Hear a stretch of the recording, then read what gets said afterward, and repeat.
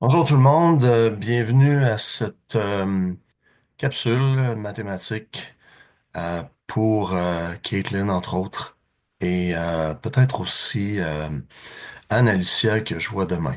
OK, donc j'en dis pas plus au sujet de ces personnes-là.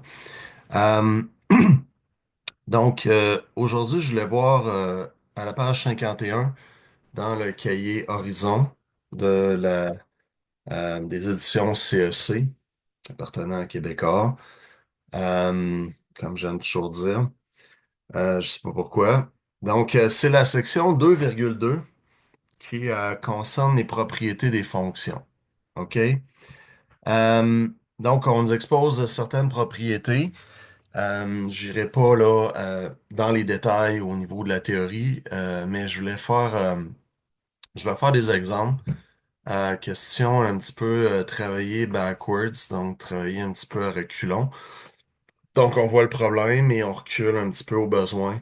Si on a besoin de se rafraîchir la mémoire dans la théorie, qui est toute à la page, excusez-moi, qui est à la page 51. Ça va pour tout le monde. Donc, je perdrai pas de temps, je vais immédiatement partager mon écran avec vous tous. Et comme d'habitude, ben, je vais y aller écran complet. On va y aller pour la totale, on va y aller all-in, comme disent les Anglais. C'est ça qui est ça. Euh, ben, c'est ça, OK. Euh, bon, OK. OK, ça me met ça dans le coin, OK. Bon, euh, ici, ça, c'est à la page 52. La page 52, le premier problème A. On nous demande le domaine et le codomaine. Évidemment, je veux dire, faut savoir de quoi qu'on parle, là, le domaine et le codomaine. Donc, le domaine, ça concerne l'axe des X. OK? Je vais juste brancher ma tablette, là. OK. OK. Donc, ça concerne ce qui se passe sur l'axe des X. OK? Ici, il y a quelque chose que j'aime pas, là. C'est juste que je me serais arrangé à leur place pour poursuivre l'axe. Ici, c'est pas si pire. Poursuivre l'axe un petit peu, mais on voit, là, eux autres, dans le fond, le livre, c'est quand ça dépasse le quadrillé. OK, mais des fois, vous, quand vous allez faire des graphiques, des fois, t'as pas toujours accès à du papier quadrillé. Qu'à cela ne tienne, ben, tu prends ta règle, puis t'en fais un. Puis, ben, t'es pas obligé de faire le quadrillé, mais faire euh, voyons, le, euh, voyons, je perds mes mots, là, euh, voyons, je cherche un mot, là, le gradage, si tu veux, là, les petites lignes sur la barre, autant au niveau des X que des Y. OK, si elle est fixe, ben, ça concerne les Y. OK. Qu'est-ce qu'on va regarder? On va regarder, ben, où, où s'étend le domaine de cette fonction-là. OK? Donc, si le domaine, c'est l'ensemble des nombres réels. OK? Donc, voyons, pourquoi ça fonctionne pas? OK, ça fonctionne, OK. Euh, les nombres réels comme ça. Ou tu pourrais me dire, ben, de l'infini négatif à l'infini positif non inclus. Là, il y a une petite note dans le coin que j'ai comme coupé, mais qui dit essentiellement que lorsque, sur un graphique normal, où ce qu'il y a l'ensemble des nombres, donc l'ensemble des nombres réels, euh, ben, lorsque ça couvre, dans le fond, de l'infini négatif à l'infini positif, on a tout simplement à dire les réels. OK? Mais c'est pas une erreur, là, si tu as écrit là, de l'infini négatif non inclus à l'infini positif non inclus. C'est pas une erreur en soi, mais on sauve un petit peu de temps juste en écrivant les nombres réels. Alors, j'espère que ça va à ce niveau-là. Et pour le codomaine, évidemment, ici, ça va être la même chose. Donc, ça va être les nombres réels. OK? Donc, excusez ma tablette un petit peu lente. Euh, Donc, c'est ça pour ce qui est du domaine, codomaine. Codomaine, ça concerne les Grecs. OK? Ça se peut que certains livres, comme moi, je l'avais appris à mon époque, là, on parlait de l'image. Alors, c'est pas une erreur d'appeler ça l'image. En tout cas, on a juste changé le nom. Mais ça existe encore. Alors, si jamais je vous parle d'image dans un test, ben, c'est la même chose que le codomaine. D'accord?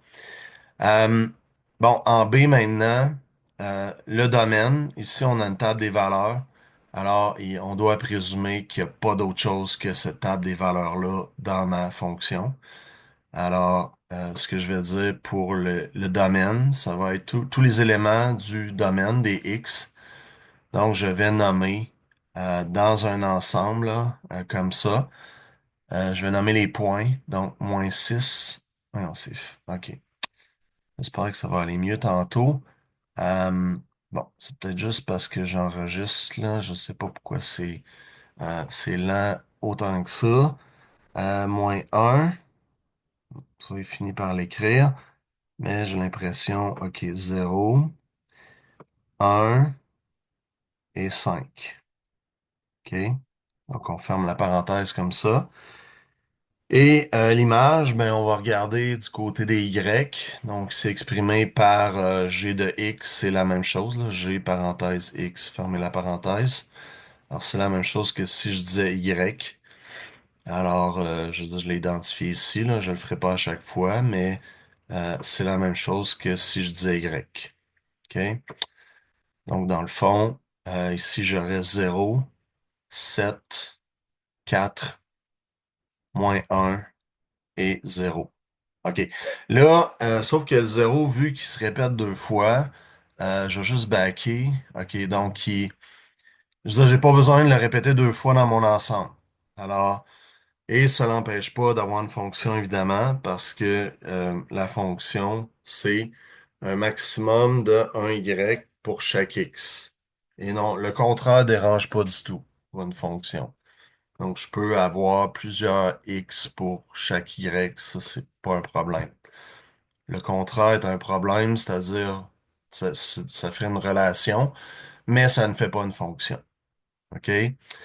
En C maintenant, là, évidemment, ça part du point ici, -2, euh, -2, aller jusqu'à l'infini positif.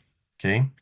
Alors, au niveau du domaine, ben, et ici, j'ai pas le petit point fermé, là, mais euh, je vais assumer pour les besoins, je viens de le faire, là, je vais assumer pour les besoins de la cause qui est fermé. Vu qu'on m'en a pas mis un ouvert, à ce moment-là, l'option par défaut, ben, ce serait que ce soit inclus. OK?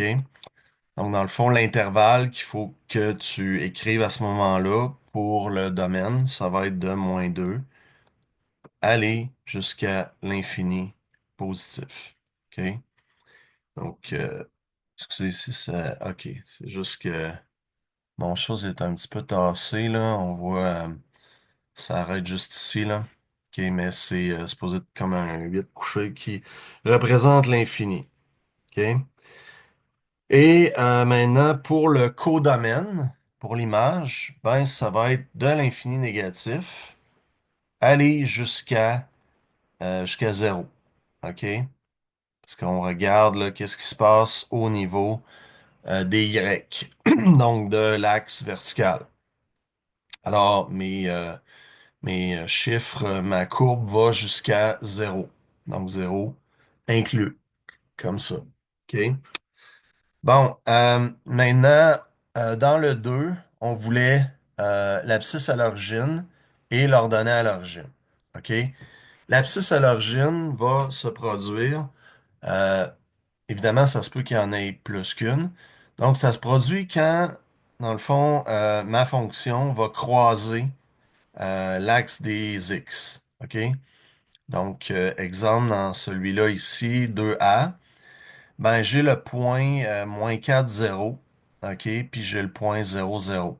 Les points les couples où ce que ma fonction va croiser l'axe des X. OK?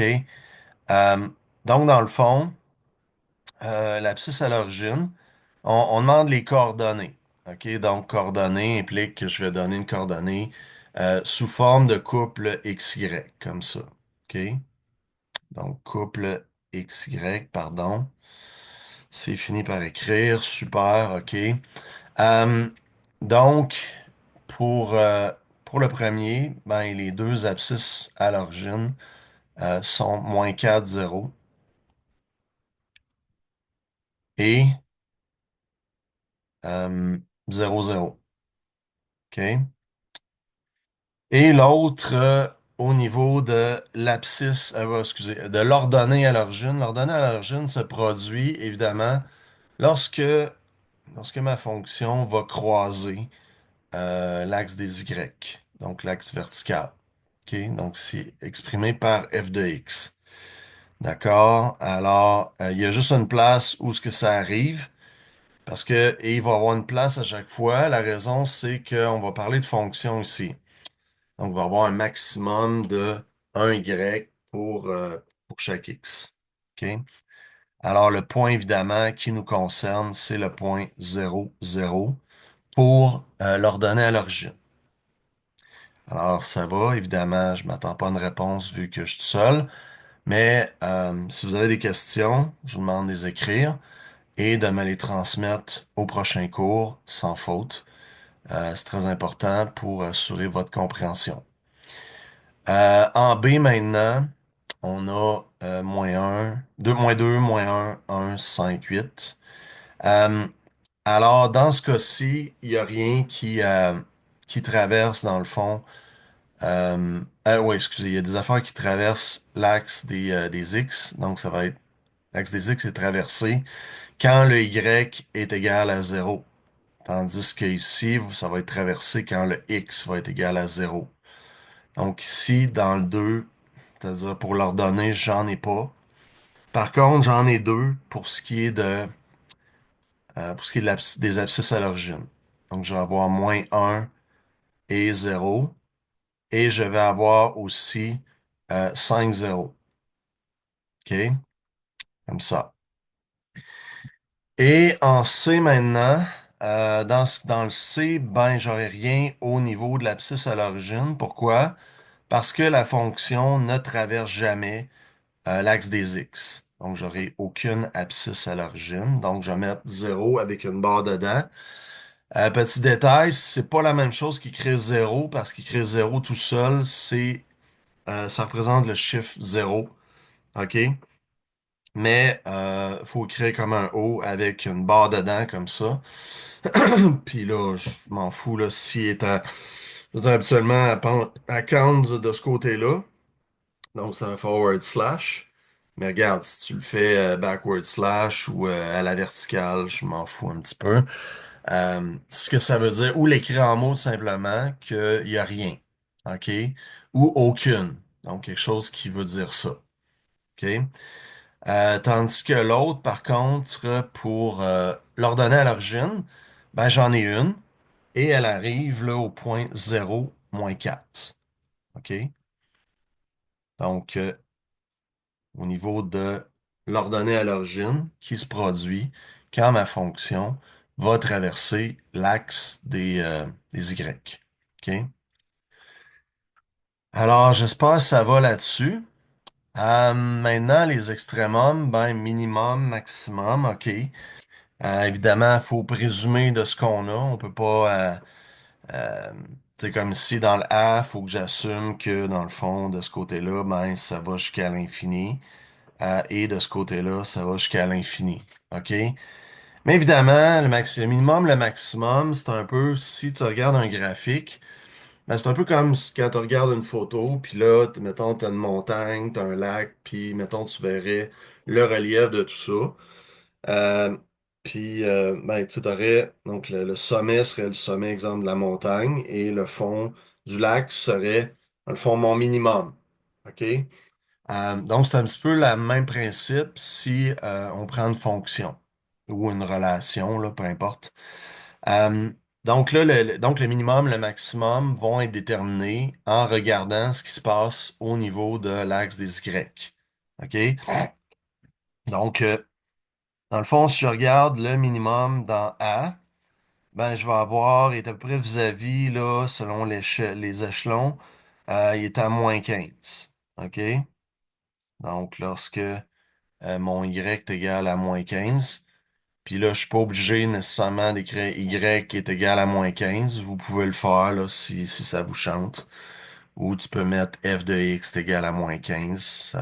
Je veux dire, c'est l'important. Puis même, tu pourrais mettre le couple que là. Mais j'aurais des problèmes avec les coupes pour l'autre parce que, je veux dire, faudrait que je mette un intervalle, OK? Mais ce qui m'intéresse vraiment, c'est la coordonnée, la partie de la coordonnée qui concerne l'axe vertical, donc l'axe des ordonnées ou l'axe des Y tout simplement.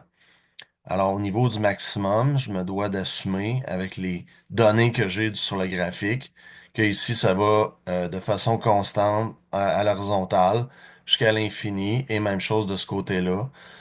Donc, c'est que ce que je dois présumer lorsque, je veux dire, j'ai pas de finalité ici. Donc, il s'arrête pas.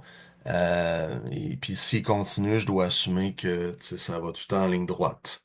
OK? Qu'il n'y ait pas de, chut, ça part pas en haut, en bas, etc.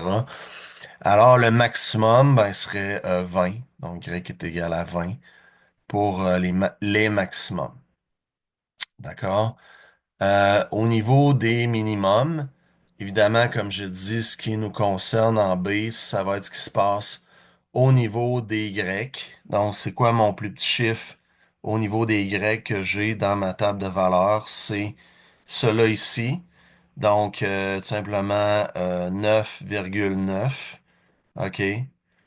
Ici, je veux dire, je peux me permettre ça parce qu'on on m'a pas obligé, dans le fond, on m'a juste dit identifie les extrémums. On m'a pas dit, on m'a pas parlé des coordonnées ou du couple, là. Si on m'avait dit ça, je serais obligé d'écrire là 7,9,9. OK? Si jamais tu mets un point parce que tu travailles à l'anglaise, c'est pas la fin du monde, c'est pas une erreur majeure, OK, comme genre d'erreur. C'est pas une erreur en soi, mais c'est une erreur, mais juste comme de convention. OK? Donc, de convention, puis je dirais c'est quasiment, ben, c'est maths français en même temps, là. Parce qu'en français, la convention, c'est d'écrire les décimales avec des virgules. OK? On sort la virgule autrement en anglais. Euh, donc, tu sais, une parenthèse, mettons, j'écrirais, je sais pas moi, 9 millions 352 182 virgule 3012, mettons. OK? Donc ça, ce serait comme en français. En anglais, ça aurait l'air de ça. Donc on séparait par des virgules à chaque 1000, point 3012. OK? Donc ça, c'est donc ça, 9 pardon. Donc ça, c'est à l'anglaise, en anglais, et ça, c'est en français. OK? Donc oui, on fait un petit peu de langue, mais comme j'ai dit, hein, c'est pas, si t'as mis 9,9, tu sais, je veux dire, je serais même pas porté à enlever des points pour ça, là. Peut-être. Parce que probablement, tu vas faire la même erreur partout, fait que, tu sais, ça va juste être peut-être 1 point sur 100, même pas, là. C'est à peu près, mais tu sais, c'est pas quelque chose qui fait en sorte. C'est sûr que si tu fais plein d'erreurs tout le temps d'orthographe et de convention, hein, je veux dire, c'est comme, tu sais, c'est écrit un X au lieu de juste X ou, euh, bon, toutes sortes il y a des affaires, en tout cas, tu sais, ou X à la 1 alors qu'il faut juste écrire X, ben, tu sais, c'est des petites erreurs, là, qui pénalisent très peu, un petit peu, mais très peu. C'est moins grave qu'une vraie erreur mathématique avec des faux chiffres ou des fausses données. Donc, lorsqu'on dit le contraire de la vérité, ben, c'est ça. Euh, fait que, dans le 2, ben, évidemment, le maximum, ça va être 18. OK? Donc, minimum pour le C. Ici, le minimum arrive à -1. Si je vais ici, là, je me mire là, avec une règle, ça m'aide, OK, ben c'est le point, garde 3, -1. Et je peux juste dire, comme j'ai dit, juste moins un, ça fait l'affaire. Tandis que ici, le maximum, j'ai pas vraiment de maximum. Donc, je pourrais tout simplement dire aucun ou encore l'infini positif. OK? J'accepterais les deux. OK? Parce que tu sais, c'est un concept un peu abstrait, l'infini, là. On sait que tu sais, ça arrête jamais, mais ça arrête à l'infini qui, elle, n'arrête jamais. OK? C'est un peu jouer ces mots. OK? Mais soit ça, ou tu m'as dit, ou si t'as mis zéro, comme, ben, rien, aucun, je vais l'accepter aussi. OK? J'aime mieux personnellement l'infini. OK? C'est un choix personnel. Parce que l'autre, je sais pas, tu sais, souvent, ben, ça présume des fois que t'as pas checké, mais en tout cas. Donc, j'espère, donc, j'ai du temps d'en faire un autre. Je regardais un petit peu le temps, là, donc, c'est ça, je vais arrêter mes trucs, ok, bon, je vais arrêter là, dans le fond, parce que, hein, time is money, puis il y a aussi le fait que, ben, ça prend de la place, là, toutes ces vidéos-là mises sur YouTube, hein. Fait que, donc c'est ça. Sur cette belle pensée, le temps c'est de l'argent. Je vais vous laisser à vos occupations, à vos bonnes œuvres. Donc, je vous invite à continuer les exercices, tant Caitlin que Anne-Alicia. Euh, donc, ainsi de suite, là, 53. Et tu sais, j'ai pas rédigé encore de devoir en tant que tel, chose qui serait bien de faire. Euh, je dirais au moins jusqu'à 2,3, donc jusqu'à 58. Peut-être pas tout faire les problèmes, mais en faire quelques-uns.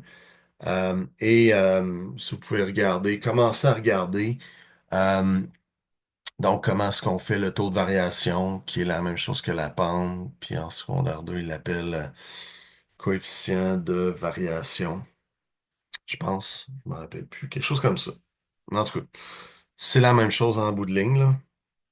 Donc, si vous pouvez commencer à regarder ça, 59 et les pages subséquentes, ben, sky is the limit, comme on dit.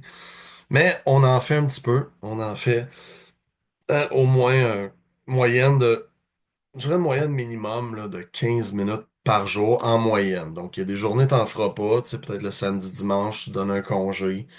Puis, ben là, tu vas compenser. Donc, le lundi, faire une demi-heure, mardi, une demi-heure. Puis là, après ça, c'est peut-être grosso modo un 3-4 heures minimum, je pense, en mathématiques de secondaire 3, ben, pour que ça aille vite, puis pour qu'on apprenne bien. Le secret, c'est simple, c'est d'en faire beaucoup. Et si vous aimez ça en plus, ben écoute, c'est un plus. Alors, sur ce, je souhaite une agréable journée, une bonne semaine, puis on s'en parle la semaine prochaine. Ciao, bye.